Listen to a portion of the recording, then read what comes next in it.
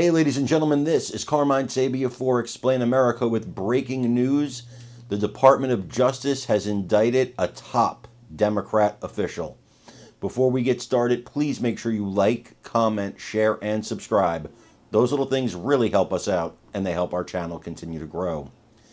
On Friday, it was announced that the Department of Justice has indicted yet another Democrat for taking foreign bribes.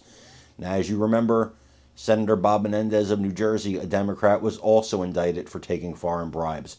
But this time, it's a little different. This time, it's Representative Henry Cuellar of Texas. Now, Cuellar is a long-serving Democrat representative, but what's interesting about this case, he's probably the most outspoken Democrat in regards to Biden's failures at the southern border. In fact, he's appeared on Fox News many times. When Democrats won't go on Fox News, he's a frequent guest on Fox News, often talking about how Biden has failed at the border, how the border needs to be secured, and how immigration is a massive issue. Now, I'm not suggesting that any of that played a role in the fact that the Biden administration indicted him. But it is rather curious that it comes right before an election. And, you know, if they can get rid of a thorn in their side, you know, it probably would bode well for the president, who does not want to campaign on the border, doesn't really want the border talked about, doesn't want the border to be an issue. This guy continues to make the border an issue.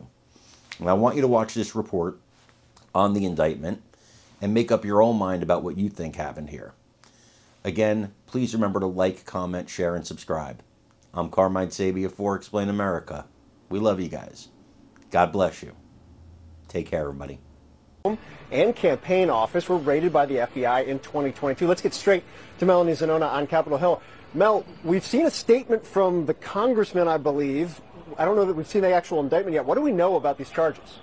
Well, the nature of the charges are still unclear at this moment. It has not been made public. But what we do know is that both the congressman and his wife are expected to be indicted by the DOJ later today. And the congressman is expected to appear in court in Texas later this afternoon. This development was first reported by NBC and confirmed by my colleague Haley Talbot. Now, we also know that the FBI did raid his home, as you mentioned, and his campaign office back in January of 2022. Again, unclear if that raid is related to the indictment today, but Cuellar says he is innocent. Let me just read you quickly part of his statement. He said, "I want to be clear that both my wife and I are innocent of these allegations. Everything I've done in Congress has been to serve the people of South Texas.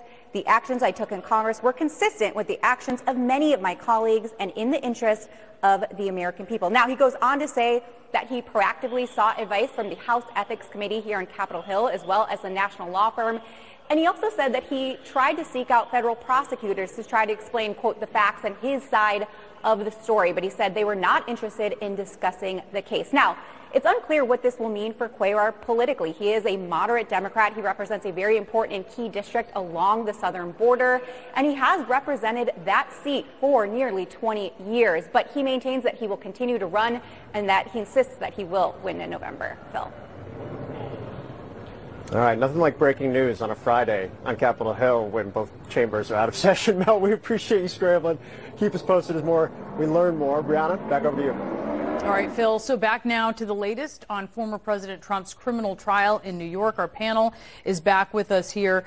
And something very interesting, Adi, that you were bringing up in the break, which is about Hope Hicks's legal representation. Right, which is that it's not paid for by Trump or necessarily a super PAC or anything like that. And I think that that has always been kind of a little bit of a question for me with witnesses. People are also describing their relationship as being a lot cooler than it was. And the notes from our courtroom